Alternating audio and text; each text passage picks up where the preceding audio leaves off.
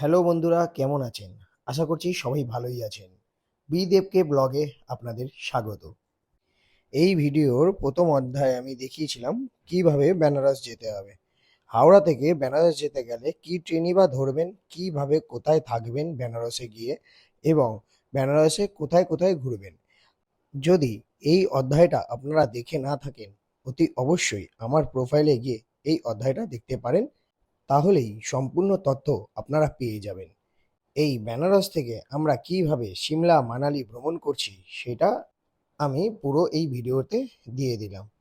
তাহলে আপনারা পুরোপুরি জেনে যাবেন কিভাবে বেনারস থেকে আমরা সিমলা মানালি পৌঁছালাম। এই ভ্রমণটা এতটাই বড় হতে চলেছে যে এই ভ্রমণটাকে যদি আমি একটি ভিডিওর মধ্যে তুলে ধরতে চাই তাহলে ভিডিওটা অনেক বড় হয়ে যাবে। তাই আমি এই ভ্রমণটাকে আপনাদের সামনে পার্ট টু পার্ট করে ভিডিও করে আনবো। আর পার্ট টু পার্ট দেখার জন্য আপনাদের আমার এই চ্যানেলটাকে সাবস্ক্রাইব করতেই হবে। তাহলে পুরো ভিডিও আপনারা দেখতে পাবেন। আর হ্যাঁ, পুরোপুরি জানতে হলে ভিডিওটা কিন্তু স্কিপ না করে দেখতেই হবে। তো দেখতে থাকুন পুরো ভিডিওটা। আজ ডে 2 আমরা বেরিয়ে পড়লাম বেনারস থেকে। এখন বাজে সকাল 5টা। তো আমাদের এই টোটো দাদা পেয়ে গেলাম আমরা হোটেলের সামনে থেকেই। তো এই টোটো করে আমরা বারাণসী জাংশন যাচ্ছি। ওখান থেকে বন্দে ভারত ধরবো। বন্দে ভারত ধরে আমরা দিল্লির দিকে যাব, তারপর ওখান থেকে মানালি। চলে এলাম বারাণসী জাংশন। বারাণসী জাংশন থেকে আমরা দিল্লির জন্য রওনা দেব বন্দে ভারতে করে। এখন বাজে সকাল 5:30। আমরা বারাণসী জাংশনের ভেতরে ঢুকে পড়লাম। দেখি ট্রেন দাঁড়িয়ে আছে কিনা। আমার পেছনে কিন্তু দেখতেই পাচ্ছেন যে বন্দে ভারত দাঁড়িয়ে আছে।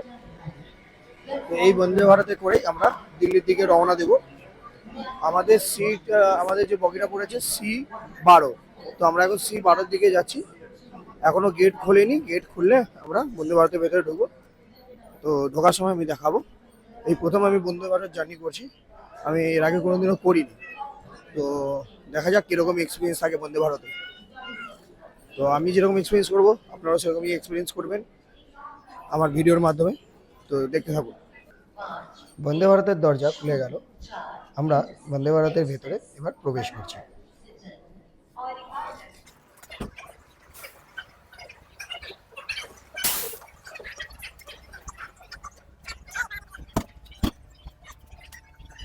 বন্দে ভারতে আমাদের যে সিটগুলো পড়েছে সেটা হচ্ছে এইটি একটি আর ওই পারের জানলাটা আমরা পাইনি। আর এই দিকের মিডিলের একটা সিট আমরা পেয়েছি। আর ঠিক তার উল্টো দিকেই এই ধারের একটা সিট পেয়েছি। তো অত ভালো আমরা সিট পাইনি। আমরা ভেবেছিলাম যে জানলার ধারে সিট পাবো, ভালো মতো দেখতে দেখতে যাবো। এই হচ্ছে মাঝের সিট। কপালটা সত্যিই খারাপ, আমরা কোনো উইন্ডো সিটই পেলাম না। যাই হোক, যা পেয়েছি সেভাবে তো যেতেই হবে। আমাদের জার্নি স্টার্ট হতেই আমাদের হাতে একটি করে জলের বোতল দেওয়া হলো। দেখতেই পাচ্ছেন জলের বোতলে কিন্তু রেলওয়ে স্টিকার মারা। এখন বাজে সকাল 7:30। আর আমাদের দিয়ে গেল একটি বিস্কিটের প্যাকেট আর একটি মর্নিং টি এর পাউচ। এই পাউচের মধ্যেই কিন্তু টি পাউডার রয়েছে, যেটি গরম জলে দিলেই টি কিন্তু রেডি, যেটাকে বলা হয় ইনস্ট্যান্ট টি। তো এই দুটো জিনিস সকালবেলা আমাদের প্রোভাইড করা হলো।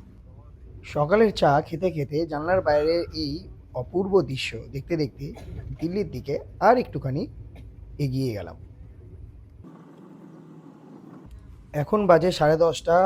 আর সকালের যে ব্রেকফাস্ট সেটা কিন্তু চলে এলো। সেখানে দিয়েছে একটি দইয়ের কাপ। এটি কিন্তু টক দই। তার সঙ্গে দিয়েছে লুচি, একটি আচারের পাউচটা আমি দেখিয়ে দিলাম। আর দিয়েছে এরকম ছোট ছোট দুটো বাটিতে।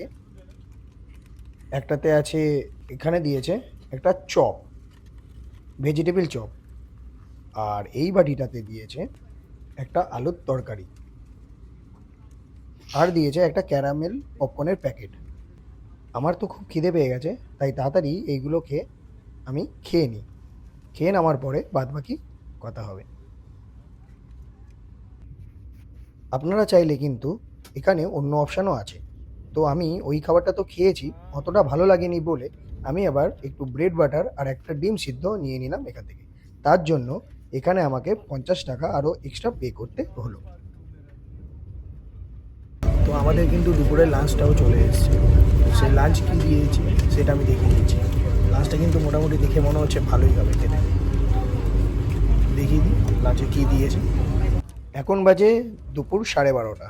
আমাদের লাঞ্চে দিয়েছে 4 পিস রুটি, একটা সবজি, পনিরের তরকারি, ডাল আর ভাত, আর তার সঙ্গে একটা দইয়ের। তো আমি এইগুলো ঝটপট খেয়ে নিয়ে রিভিউ দিচ্ছি যে এইগুলোর টেস্ট কীরকম, কতটাই ভালো খেতে।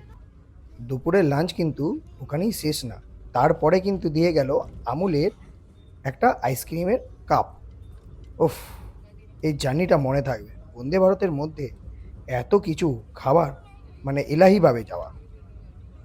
আমরা আমাদের বন্দে ভারত নামিয়ে দিল নিউ দিল্লিতে।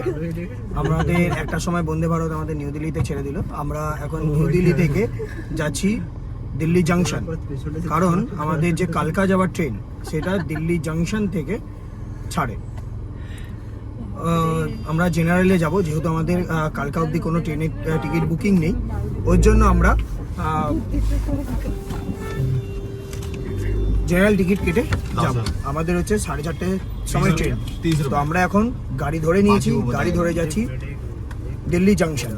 নিউ দিল্লি স্টেশন থেকে দিল্লি জংশন যাওয়ার পথে চোখে পড়ে গেল লাল কেল্লা।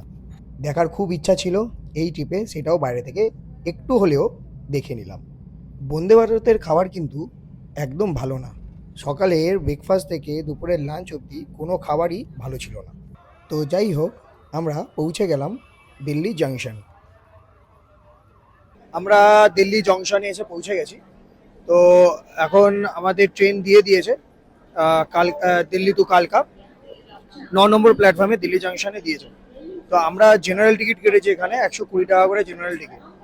তো আমাদের অ্যাকচুয়ালি ট্রিপটা আমাদের একটু গন্ডগোল হয়েছে, আমরা রিজার্ভেশন পাইনি সিমলা মানালি যাওয়ার জন্য ট্রেনের টিকিট।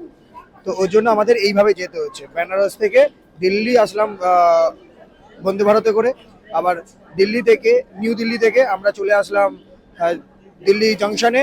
আর দিল্লি জংশন থেকে আবার আমরা জেনারেল টিকিট কেটে, একটা ট্রেন আছে দিল্লি টু কালকা, একটা ট্রেন আছে দিল্লি জংশন থেকে উঠতে হবে, নিউ দিল্লি থেকে পাওয়া যায় না। দিল্লি জংশনে আসতে হবে আপনাকে নিউ দিল্লি থেকে, তারপর এই দিল্লি জংশন থেকে আপনাকে ট্রেন ধরতে হবে। জেনারেল টিকিট পেয়ে যাবেন এখান থেকে 120 টাকা করে। এই ট্রেন ধরে 4 ঘন্টার রাস্তা, আমরা কালকায় পৌঁছাবো। তো এই হচ্ছে ব্যাপার। তো চলুন যাওয়া যাক। কালকা যাওয়ার ট্রেনে আমরা উঠে পড়েছি। ট্রেনটা দেখুন পুরোটাই ফাঁকা। রিজার্ভ ট্রেন করার দরকার কি, যদি এরকম জেনারেল ট্রেন এরকম ফাঁকা পাওয়া যায়। দেখুন শুধু পুরো ফাঁকা ট্রেন, পুরোটাই ফাঁকা। তো আমরা সিট পেয়ে গেছি, বসে গেছি। এখান থেকে 4 ঘন্টা লাগবে কালকা পৌঁছাতে। আমরা যেভাবে ট্রিপটা করছি, আপনারা এইভাবেও ট্রিপটা করতে পারেন, কিন্তু একটু এই ট্রিপটা করলে একটু হ্যাট্রিক জার্নি হয়ে যাবে। তো আপনারা যদি শুধু সিমলা মানালি এগুলো করতে চান, আর যদি সিমলাতে যাওয়ার টয় ট্রেনও করতে চান কালকা থেকে, তাহলে কলকাতা হাওড়া থেকে ডাইরেক্ট ট্রেন আছে কালকা যাওয়ার জন্য। তো সেইটা আপনারা ধরতে পারেন, ধরে কালকা চলে যেতে পারেন। আর নইলে এছাড়া আপনারা আরেকটাও ট্রেন আছে হাওড়া থেকে চণ্ডীগড় অবধি ট্রেন আছে, সেই চণ্ডীগড় থেকে আপনারা মানালি উদ্দেশ্যে যেতে পারেন। তো এই হচ্ছে রুট মানালি যাওয়ার। আর টয় ট্রেন করলে আমি তো বলেই দিলাম, হাওড়া থেকে কালকা যাওয়ার একটা ডাইরেক্ট ট্রেন আছে। তো সেই ট্রেনটা ধরবেন, ধরে কালকা পৌঁছে যাবেন। কালকা থেকে এবার আপনার সিমলা যাওয়ার ট্রেনের টাইমিংটা দেখে নেবেন। সিমলা যাওয়ার যে টয় ট্রেনের টাইমিংটা আছে, তো সেটা আপনারা দেখে সেই হিসাবে আপনারা প্ল্যানটা করতে পারেন। তো চলুন, আমরা তো এইভাবে যাচ্ছি, তো এইভাবেই ভিডিওটা দেখুন। আমরা কালকা গিয়ে বাদবাকি কথা বলবো। ট্রেনও উঠে গেছি, ট্রেন এবার ছেড়েও দেবে আমাদের, দেখতে থাকুন। আমরা পৌঁছে গেছি, এখন রাত 10টা বাজে। আমরা পৌঁছে গেলাম কালকা স্টেশনে। 3টে অবধি আমরা এই কালকা স্টেশনেই থাকবো। তারপর 3:30 সময় আমাদের কালকা থেকে কালকা টু সিমলা টয় ট্রেন আছে, সেটাতে করে আমরা সিমলা যাব। আমরা এখন এই কালকা স্টেশনে একটু খাওয়া দাওয়া করে নেব। খাওয়া দাওয়া করে এখানে লজ আছে, লজ ভাড়া পাওয়া যায়। লজের মধ্যে আমরা কিছুক্ষণ টাইম কাটাবো, একটু রেস্ট নেব, নিয়ে 3টে নাগাদ, ভোর 3টে নাগাদ আমরা ওই লজ ছেড়ে দেবো। আর 3:30 নাগাদ আমাদের টয় ট্রেন আছে, সেই টয় ট্রেনে করে আমরা সিমলার জন্য রওনা দেবো। এটাই কিন্তু কালকা থেকে সিমলা যাওয়ার টয় ট্রেনের টিকিট কাউন্টার। এখান থেকে কালকা থেকে সিমলা যাওয়ার টয় ট্রেনের টিকিট কেটে নিতে পারবেন। আমি আর একটু সামনে গিয়ে দেখিয়ে দিচ্ছি টয় ট্রেনের টাইমিংটা। এখানে কিন্তু একটা টাইমিং বোর্ড আছে, যেখানে পুরো কালকা থেকে সিমলা যে যাবে টয় ট্রেনটা কটার সময় ছাড়বে পুরো লিস্ট এখানে দেওয়া আছে। তো এই লিস্টে দেওয়া আছে কালকা টু সিমলা যাওয়ার টাইমিং। আমরা যেহেতু আগে থেকেই এই টয় ট্রেনের টিকিট অনলাইনে আইআরসিটিসির মাধ্যমে কেটে রেখেছি, তাই আমরা এখান থেকে আর টিকিট কাটবো না। আর এই সাইডে একটু হেঁটে গেলেই দেখা যাবে আমাদের ইন্ডিয়ান ফ্ল্যাগ। এই ফ্ল্যাগ দেখে মনটা পুরো জুড়িয়ে গেল। আর একটু এগিয়ে গেলেই এখানে কিন্তু দেখা যাচ্ছে টয় ট্রেনের লাইন, আর ওই দিকে দাঁড়িয়ে আছে টয় ট্রেন, আর এই সাইডেও একটি দাঁড়িয়ে আছে টয় ট্রেন। এই টয় ট্রেনে করেই হয়তো আমরা পাড়ি দেব সিমলার উদ্দেশ্যে। আমরা এসে গেছি এই কালকা স্টেশনেই ক্যান্টিনে। তো এখানে আমরা থালি অর্ডার করছি। এখন বলছে যে ভেজ থালি অ্যাভেলেবেল হবে, আর কিছু হবে না। তো রাত হয়ে গেছে, 10:30 বাজে। তো আমরা এখন রাতেরবেলা ডিনারটা সেরে নেব। রাতের ডিনার রয়েছে ভাত, রুটি, স্যালাড, একটা সবজি, ডাল, আর পনিরের তরকারি, আর একটা আচারের পাউচ। তো এই হচ্ছে আমাদের রাতের ডিনার। এই থালিটার আমাদের কস্ট পড়েছে মোটে 120 টাকা। তো ঝটপট এই ডিনারটা আমরা শেষ করে নিয়ে বাদবাকি কথা হবে। আমাদের খাওয়া দাওয়া হয়ে গেছে, রাতের ডিনার আমাদের কমপ্লিট। খাওয়া দাওয়া বেশ ভালোই ছিল, 120 টাকা হিসাবে ঠিকই আছে। তো আমাদের খাওয়া দাওয়া হয়ে গেছে, এবার আমরা লজে যাব। লজে গিয়ে রেস্ট নেব। আবার আমাদের 3:30টার সময় ট্রেন আছে, টয় ট্রেন। সেই টয় ট্রেন নিয়ে ধরে আমরা সিমলার দিকে রওনা দেবো। তো আবার দেখা হবে সকাল 3:30টার সময়, যখন টয় ট্রেনে উঠবো। টয় ট্রেনটা কোথা দিয়ে ধরছি, টয় ট্রেনের ভেতরে কোন সিট পেয়েছি, সেগুলো সব দেখিয়ে দেবো।